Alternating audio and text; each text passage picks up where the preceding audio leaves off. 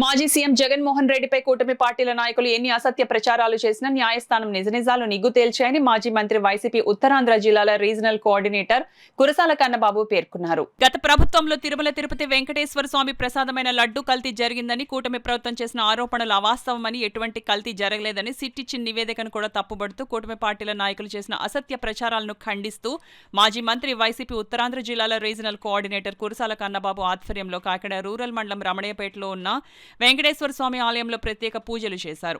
అనంతరం 101 కొబ్బరికాయలు కొట్టి క్షమాపణ వేడుకున్నారు. ఈ సందర్భంగా మాజీ మంత్రి కురసాల కన్నబాబు మాట్లాడుతూ మాజీ ముఖ్యమంత్రి జగన్మోహన్ రెడ్డిపై కూటమి పార్టీల నాయకులు ఎన్ని అసత్య ప్రచారాలు చేసిన న్యాయస్థానం నిజనిజాలు నిగ్గు తేల్చాయని, సిట్ నివేదికను కూడా దారి మళ్లించి ప్రజలను మభ్యపెడుతూ అసత్య ప్రచారాలు చేస్తున్నారని, సాక్షాత్తు భగవంతుడి విషయంలో కూటమి నాయకులు చేసిన దారుణానికి తామంతా కలిసి క్షమాపణ కోరడం జరిగిందని తెలిపారు. ఈ కార్యక్రమంలో కాకినాడ రూరల్ జెడ్పీటీసీ మరియు వైసీపీ మండల అధ్యక్షులు నూర్కుర్తి రామకృష్ణ, వైసీపీ సీనియర్ నాయకులు గోపిశెట్టి బాబ్జీ, వైసీపీ రాష్ట్ర మహిళా కార్యదర్శి జమ్మలమడక నాగమణి, నేమాం గ్రామ sarpanch Ramadev Surya Prakasa Rao, YCP BC cell రాష్ట్ర కార్యదర్శి కడియాల చిన్నబాబు, మండల ఎస్సీ సెల్ అధ్యక్షులు ఊబా శ్రీను, రమణయ్యపేట గ్రామ కమిటీ అధ్యక్షులు గంజా సత్యబాబు, మండల మహిళా అధ్యక్షురాలు నల్లా రాణి, మాజీ MPTC Isukapatla Lakshmi Kumari, Sarpavaram YCP senior నాయకులు పుల్లా చందు, సర్పవరం ఎంపీటీసీ రాజేష్, వాలంటీర్ల విభాగం నియోజకవర్గ అధ్యక్షులు ఎం కృష్ణంరాజు, తల్లంపూడి నాని, పాటి నాగు, బాలి భువనేశ్వరి, కరి చక్రధర్, దౌలూరి వెంకటరమణ, పలివెల శ్రీను, జాన్ ప్రభాకర్, సంగాడి మోషే, నియోజకవర్గం social media incharge Suryakiran, Kakinada rural మండల social media incharge Kodi Nagababu తదితరులు పాల్గొన్నారు.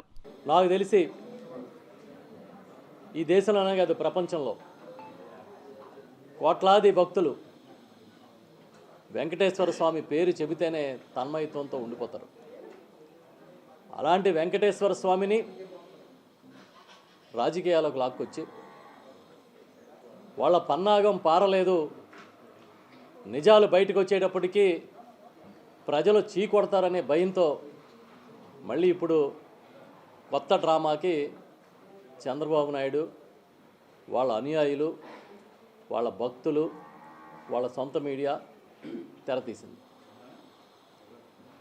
ఎప్పుడైతే పవిత్ర స్వామివారి ప్రసాదంలో లడ్డూలో జంతు కొవ్వులు కలవలేదు, పంది కొవ్వు, ఆవు కొవ్వు ఇలాంటివి ఏమీ కలవలేదు, చేప నూనెలు ఏమీ కలవలేదు అనేది రిపోర్ట్స్ వచ్చాయో తక్షణమే వాళ్ళు పరువు పోగొట్టుకున్నాం, ఇబ్బంది పడుతున్నామని తెలిసి ప్లేట్ మార్చేశారు.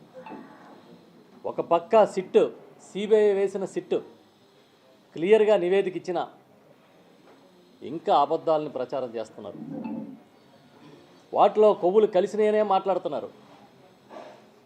ఇది డైవర్ట్ చేయడం కోసం ప్రశ్నించిన వైఎస్ఆర్ పార్టీ నాయకుల మీద దాడులు చేస్తున్నారు.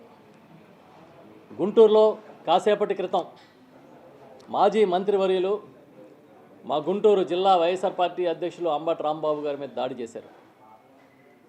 చాలా దుర్మార్గంగా ఆయన పైన దాడికి ప్రయత్నం చేశారు. నిన్న సాయంత్రం మరో మంత్రివర్యులు, మాజీ మంత్రివర్యులు, మహిళా మంత్రి శ్రీమతి విడుదల రజనీ గారు ఆలయంలో పూజలకు వెళితే అక్కడ ఆమె మీద దాడికి ప్రయత్నం చేస్తే వైఎస్ఆర్ పార్టీ కార్యకర్తలు తిప్పికొట్టారు.